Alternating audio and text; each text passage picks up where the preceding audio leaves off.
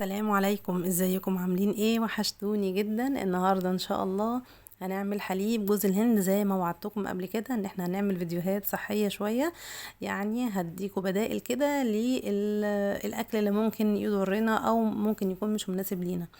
النهارده ان شاء الله هنعمل حليب جوز الهند مع بعض بطريقة سهلة جدا. عندي في البداية خالص زي ما انتم شايفين كده نص كيلو من جوز الهند. وعندي المج هو اللي انا بعاير بيه المج ده، يعني كل مج من جوز الهند زي ما انتم شايفين كده هحتاج له كوبايتين ونص من المية المغلية. طبعا هبدأ ان انا املى اول مج كده زي ما انتم شايفين. طبعا جوز الهند زي ما انتم شايفينه، الجوز الهند العادي اللي احنا بنشتريه من العلاف او من السوبر ماركت، المتوفر عندكم، يعني اللي هو مش الكبير قوي، بيبقى مجروش وبيبقى ناعم شوية. بعد كده عندي اديني عايرت اهو كوبايتين او مجين، وكمان جايبه مقدار الميه حوالي 5 مجات من الميه.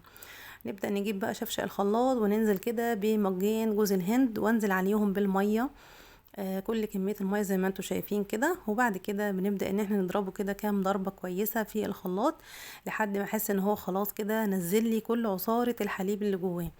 وبعد كده هنجيب بقى المصفى بتاعتي وابدا ان انا اصفي جوز الهند. بصوا بعد ما ضربته تحسوا ان التفل بتاع جوز الهند كله طفى على الوش، وطبعا الحليب كله من تحت. هبدا ان انا اصفي بقى كل كميه كده جوز الهند وابدا ان انا اضغط عليها كويس بالمعلقه عشان تنزل لي عصاره الحليب كلها في الطبق.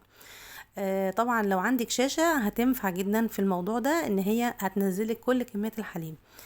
اهو ده اول حبة صفيناهم وهم طلعوا لنا بقى كمية الحليب دي. هنرجع نكمل باقي تصفية اللي موجود في الخلاط. وطبعا باقي نص كيلو بتاع جوز الهند انا هبدأ ان انا اشتغل فيه برضو واطلع منه الحليب. بصوا الحليب قوامه عامل ازاي، ما شاء الله، ما يفرقش عن الحليب الجاموسي اللي احنا بنشتريه من بره.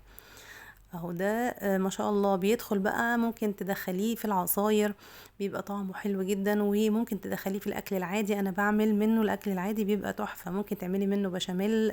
الناس بقى النباتيين اللي مش بيحبوا الحاجات اللي هي البقري والجاموسي والكلام ده كله، ده بينفعهم جدا وبيبقى طعمه حلو قوي كمان في الاكل. عايزه اوريكم بقى كميه التفل اللي طلعت من الحليب بتاعنا. بصوا دي كميه التفل اللي طلعت من نص كيلو جوز الهند. طبعا التفل ده اوعي ترميه، احنا لسه هنعمل فيديوهات تانية وهوريك ان شاء الله ازاي تعملي الدقيق بتاع جوز الهند، وكمان الزبده ازاي تستخرجيها من الحليب ده. دي باقي كميه النص كيلو اللي انا عملتها. عمل لي ما شاء الله، يعني يعتبر البايركس اللي قدامكم ده حوالي 2 كيلو. يعني كده نص كيلو جوز الهند اللي احنا عملناه عمل لنا حوالي 2 كيلو من الحليب او ازيد كمان، يعني ممكن يوصل ل 2 كيلو ونص او 2 كيلو او 3 الا ربع مثلا.